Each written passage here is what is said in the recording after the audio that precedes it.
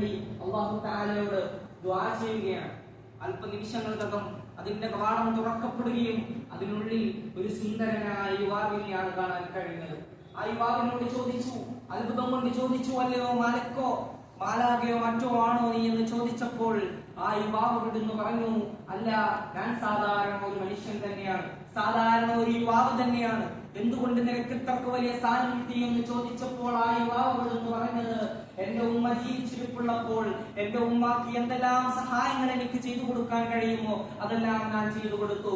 എന്റെ ഉമ്മ എന്റെ ചെറുപ്പകാലത്ത് എങ്ങനെയെല്ലാം വാത്സല്യത്തോടെ നോക്കിയോ, എന്റെ കഷ്ടങ്ങൾ കോരി, അതുപോലെ എനിക്ക് എന്റെ ഉമ്മയോട് കടപ്പെടാൻ കഴിഞ്ഞിട്ടില്ലെങ്കിലും എനിക്ക് കഴിയുന്നത് പോലെയെല്ലാം ഞാൻ എന്റെ ഉമ്മയോട് കടപ്പെട്ടു.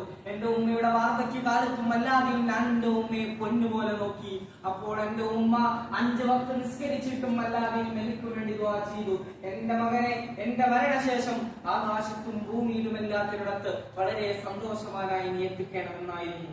പിന്നീട് കാലക്രമേണ എന്റെ ഉമ്മ മരണപ്പെടുകയും അവിടുത്തെ കബറടക്കലും സിയാറത്തുമെല്ലാം കഴിഞ്ഞതിന് ശേഷമായിരുന്നു വളരെ പ്രതീക്ഷിക്കാതെ എന്റെ ഈ സമുദ്രത്തിന്റെ അരിയിലൂടെയുള്ള വരവും ഞാൻ ഇവിടെ ഈ പച്ച കുപ്പ ഇവിടെ വെച്ച് കാണുകയും എനിക്കതിലേക്ക് വളരെ ആകർഷണീയം തോന്നുകയും ഞാനതിൽ കയറി. പിന്നീട് എനിക്ക് പുറം ലോകം കാണാൻ സാധിച്ചിട്ടില്ല. ഞാൻ ഇതിനുള്ളിൽ വളരെ സന്തോഷവാനാണ്. എനിക്ക് പുറം ലോകത്ത് ലഭിക്കുന്ന എല്ലാവിധ സുഖ സൗകര്യങ്ങളെക്കാളും സുഖ സൗകര്യങ്ങൾ ഈ ഒരു കൊച്ചു കുപ്പക്കുള്ളിൽ ലഭ്യമാണ് എന്ന് ആ സഹോദരൻ അവിടുന്ന് പറയുകയാണ്. മുഅ്മിനീങ്ങളെ, ഈ ഒരു സംഭവത്തിൽ കൂടെ തന്നെ നമുക്ക് നമ്മുടെ പെറ്റുമ്മയുടെ പ്രാധാന്യം മനസ്സിലാക്കാം. നാം നമ്മുടെ ഉമ്മക്ക് എത്രത്തോളം പ്രാധാന്യം കൊടുക്കുന്നുണ്ടോ അത്രത്തോളം പ്രാധാന്യം അല്ലാഹു തആല നമുക്ക് ദുനിയാവിലാവട്ടെ ആഖിറത്തിലാവട്ടെ നമുക്ക് തരുമെന്ന് തീർച്ചയാണ്. എന്നാൽ ഉമ്മയോട് ഛേ എന്ന വാക്ക് പോലും പറയരുത് എന്നാണ് പരിശുദ്ധ കലാമിൽ പരാമർശിക്കുന്നത്.